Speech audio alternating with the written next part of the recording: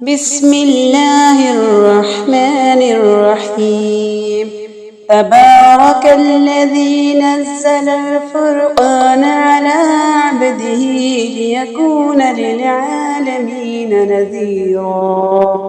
نیمرا Quran academy کے سب سننے والوں کو السلام علیکم ورحمۃ اللہ وبرکاتہ۔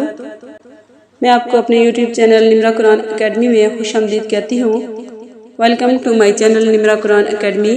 ہم نے اپنے یوٹیوب چینل پر قرآن تجوید کے کورس کا آغاز کیا ہے۔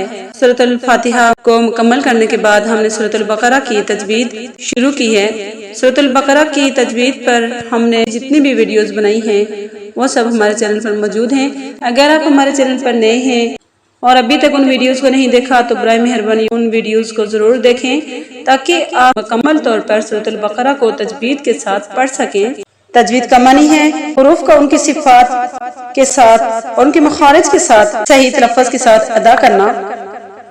قرآن پاک چونکہ عربی میں نازل ہوا ہے، اللہ تعالیٰ کا ارشاد ہے انا انزلناہ قرآنا عربیّا کہ ہم نے قرآن پاک کو عربی زبان میں نازل کیا۔ چونکہ ہم اجمی ہیں، اگر ہم قرآن پاک کو عربی تلفظ کے ساتھ ادا نہیں کر سکیں گے تو ہم گناہگار ہوں گے۔ حضور صلی اللہ علیہ وسلم نے فرمایا من لم یتغن بالقرآن فلیس منا کہ جس نے خوش الہانی کے ساتھ قرآن پاک نہیں پڑھا وہ ہم میں سے نہیں۔ قرآن پاک وہ مقدس کتاب ہے جس کا ایک حرف پڑھنے پر 10 نیکیاں ملتی ہیں۔ حضرت عبداللہ بن مسعود رضی اللہ تعالیٰ عنہ سے روایت ہے، وہ فرماتے ہیں رسول اللہ صلی اللہ علیہ وسلم نے فرمایا جس شخص نے کتاب اللہ یعنی قرآن مجید کا ایک حرف پڑھا تو اس کو اس کے بدلے میں 1 نیکی ملے گی اور 1 نیکی کا اجر 10 نیکیوں کے برابر ہوگا۔ میں یہ نہیں کہتا کہ الف لام میم ایک حرف ہے، بلکہ الف ایک حرف، لام ایک حرف اور میم ایک حرف ہے، یعنی الف لام میم پڑھنے والے کو 30 نیکیاں ملیں گی۔ سبحان اللہ، کتنا بڑا اجر ہے، کتنا قرآن پاک پڑھنے کا اجر ہے۔ یہ صحیح معنوں میں عربی تلفظ کے ساتھ پڑھنے پر ہی حاصل ہو سکتا ہے۔ اگر آپ کی تجوید صحیح نہیں، آپ حروف کو ان کے مخارج ان کی صفات کے ساتھ ادا نہیں کر سکتے تو اس طرح قرآن پاک کا معنی ہی غلط ہو جاتا ہے۔ لہٰذا ہمیں قرآن پاک کی تجوید پر جتنا ہو سکے محنت کرنی چاہیے۔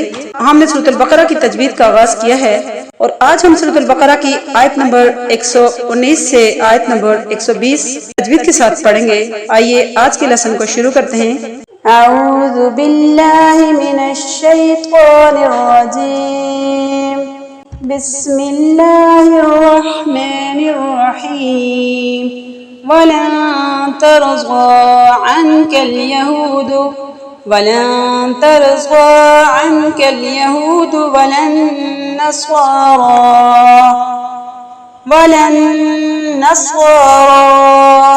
حَتَّىٰ تَتَّبِعَ مِلَّتَهُمْ قُلْ إِنَّ هُدَى اللَّهِ هُوَ الْهُدَىٰ وَلَئِنِ اتَّبَعْتَ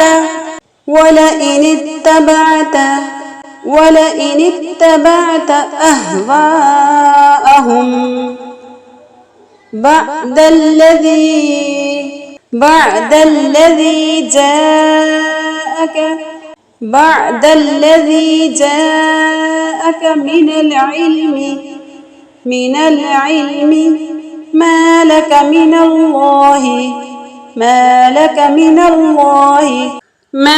الَّذِي جَاءَكَ مِنَ الْعِلْمِ مَا لَكَ مِنَ اللَّهِ مِنْ وَلِيٍّ وَلَا نَصِيرٍ۔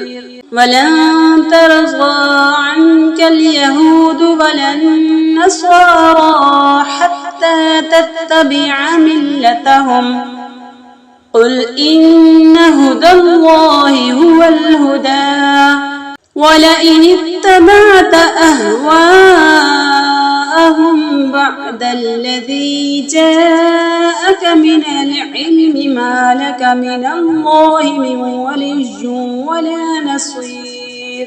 الَّذِينَ آتَيْنَاهُمُ الْكِتَابَ يَتْلُونَهُ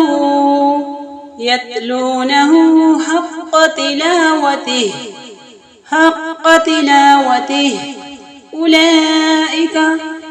أُولَئِكَ يؤمنون به ومن يكفر به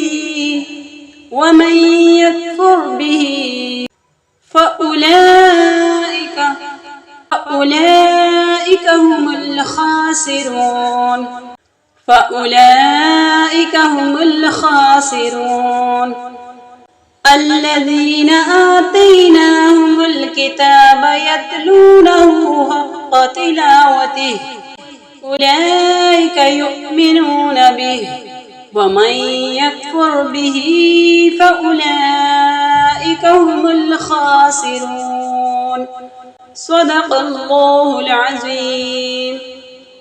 آج کا سبق مکمل ہوا۔ اللہ تعالیٰ سے دعا ہے کہ اللہ تعالیٰ آپ کی محنتوں کو، آپ کی کاوشوں کو اپنے دربار میں قبول فرمائے، اور دوران لیسن جو قرآن پاک کی تجوید میں غلطیاں ہوئی ہیں اللہ تعالیٰ ان سے درگزر فرمائے، آمین یا رب العالمین۔ سبحان ربک رب العزت عما یصفون وسلام علی المرسلین والحمد للہ رب العالمین۔ السلام علیکم ورحمۃ اللہ وبرکاتہ۔